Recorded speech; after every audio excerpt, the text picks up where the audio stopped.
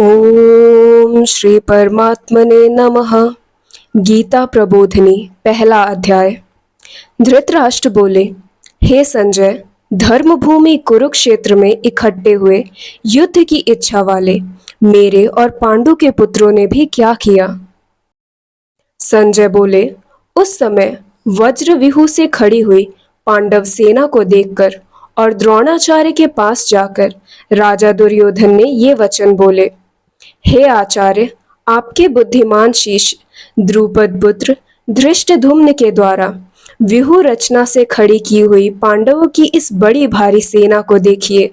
यहाँ पांडवों की सेना में बड़े बड़े शूरवीर हैं, जिनके बहुत बड़े बड़े धनुष हैं तथा जो युद्ध में भीम और अर्जुन के समान हैं।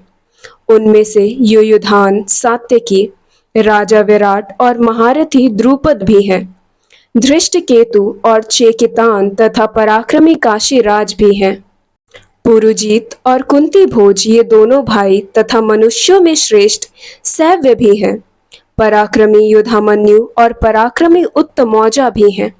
सुभद्रा पुत्र अभिमन्यु और द्रौपदी के पांचों पुत्र भी हैं। ये सब के सब महारथी हैं।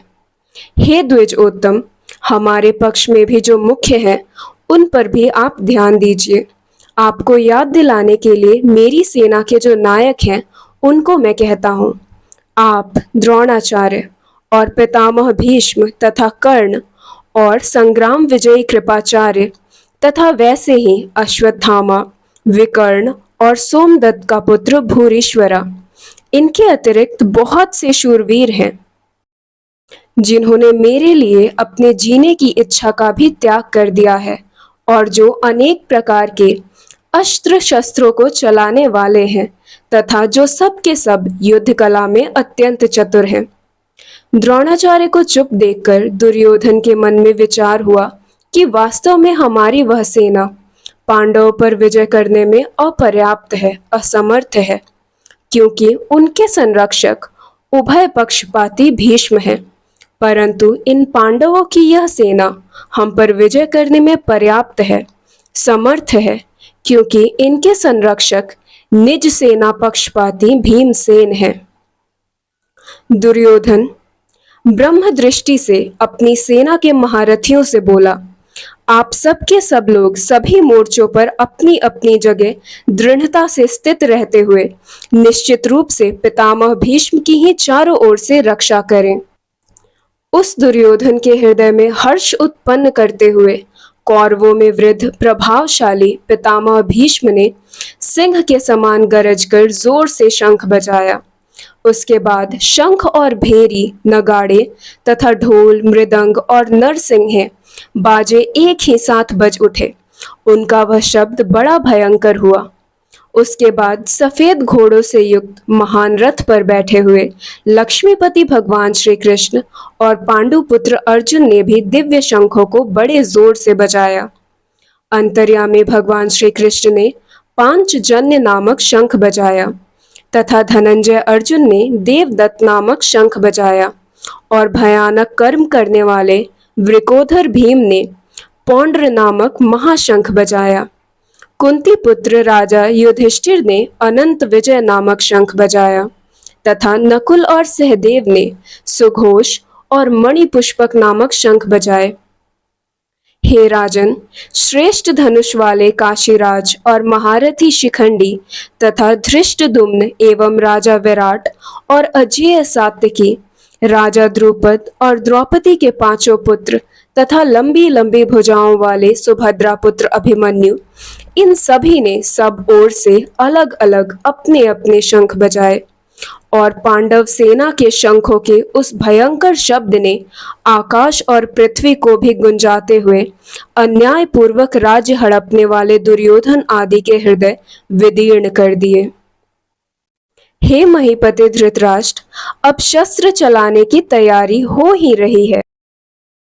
उस समय अन्यायपूर्वक राज्य को धारण करने वाले राजाओं और उनके सारथियों को व्यवस्थित रूप से सामने खड़े हुए देखकर कपिध्वज पांडुपुत्र अर्जुन ने अपना गांडीव धनुष उठा लिया और अंतर्यामी भगवान श्री कृष्ण से यह वचन बोले।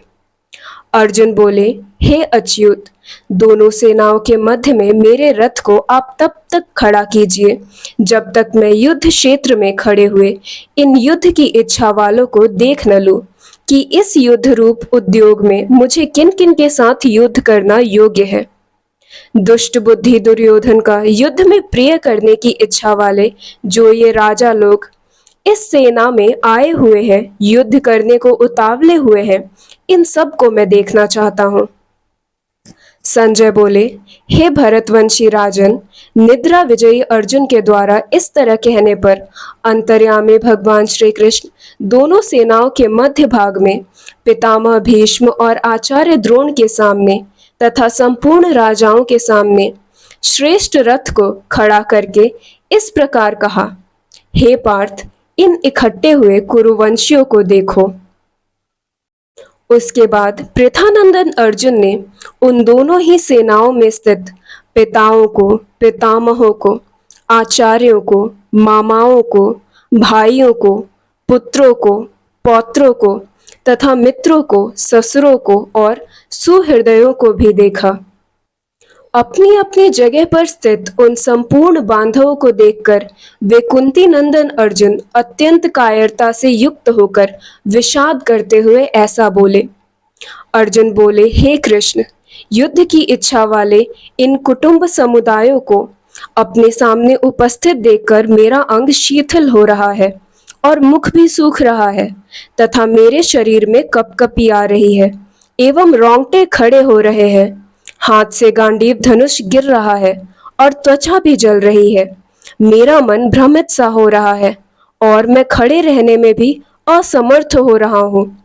हे केशव, मैं लक्षणों को, शकुनों को भी विपरीत देख रहा हूँ और युद्ध में स्वजनों को मारकर श्रेय लाभ भी नहीं देखता हूँ।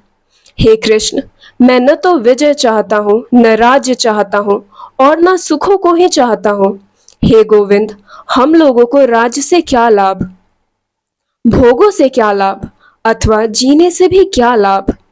जिनके लिए हमारी राज्य, भोग और सुख की इच्छा है, वे ही ये सब के सब प्राणों की और धन की आशा का त्याग करके युद्ध में खड़े हैं।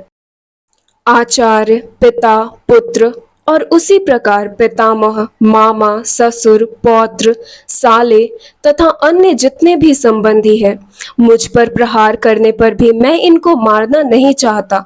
और हे मधुसूदन, मुझे त्रिलोकी का राज्य मिलता हो तो भी मैं इनको मारना नहीं चाहता।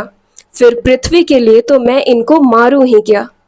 हे जनार्दन, इन धृतराष्ट्र संबंधियों को मारकर हम लोगों को क्या प्रसन्नता होगी। इन आताताइयों को मारने से तो हमें पाप ही लगेगा। इसीलिए अपने बांधव इन धृतराष्ट्र संबंधियों को मारने के लिए हम योग्य नहीं है, क्योंकि हे माधव, अपने कुटुंबियों को मारकर हम कैसे सुखी होंगे। यद्यपि लोभ के कारण जिनका विवेक विचार लुप्त हो गया है, ऐसे ये दुर्योधन आदि कुल का नाश करने से होने वाले दोष को और मित्रों के साथ द्वेष करने से होने वाले पाप को नहीं देखते। तो भी हे जनार्दन, कुल का नाश करने से होने वाले दोष को ठीक ठीक जानने वाले हम लोग इस पाप से निवृत्त होने का विचार क्यों न करें। कुल का क्षय होने पर सदा से चलते आए कुल धर्म नष्ट हो जाते हैं और धर्म का नाश होने पर बचे हुए संपूर्ण कुल को अधर्म दबा लेता है। हे कृष्ण, अधर्म के अधिक बढ़ जाने से कुल की स्त्रियां दूषित हो जाती हैं और हे वार्षणेय, स्त्रियों के दूषित होने पर वर्ण संकर पैदा हो जाते हैं। वर्ण संकर कुल घातियों को और कुल को नरक में ले जाने वाला ही होता है। श्राद्ध और तर्पण न मिलने से इन कुल घातियों के पितर भी अपने स्थान से गिर जाते हैं। इन वर्ण संकर पैदा करने वाले दोषों से कुल घातियों के सदा से चलते आए कुल धर्म और जाति धर्म नष्ट हो जाते हैं। हे जनार्दन, जिनके कुल धर्म नष्ट हो जाते हैं, उन मनुष्यों का बहुत काल तक नरकों में वास होता है, ऐसा हम सुनते आए हैं। यह बड़े आश्चर्य और खेद की बात है कि हम लोग बड़ा भारी पाप करने का निश्चय कर बैठे हैं, जो कि राज्य और सुख के लोभ से अपने स्वजनों को मारने के लिए तैयार हो गए हैं।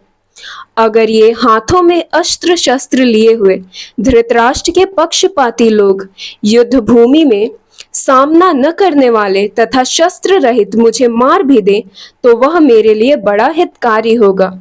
संजय बोले। ऐसा कहकर शोकाकुल मन वाले अर्जुन बाण सहित धनुष का त्याग करके युद्ध भूमि में रथ के मध्य भाग में बैठ गए। ओम तत्सदिति श्रीमद्भागवत गीता सुपनिषत्सु ब्रह्म विद्यायाम योग शास्त्रे श्री कृष्ण अर्जुन संवादे अर्जुन विषाद योगो नाम प्रथमोऽध्यायः।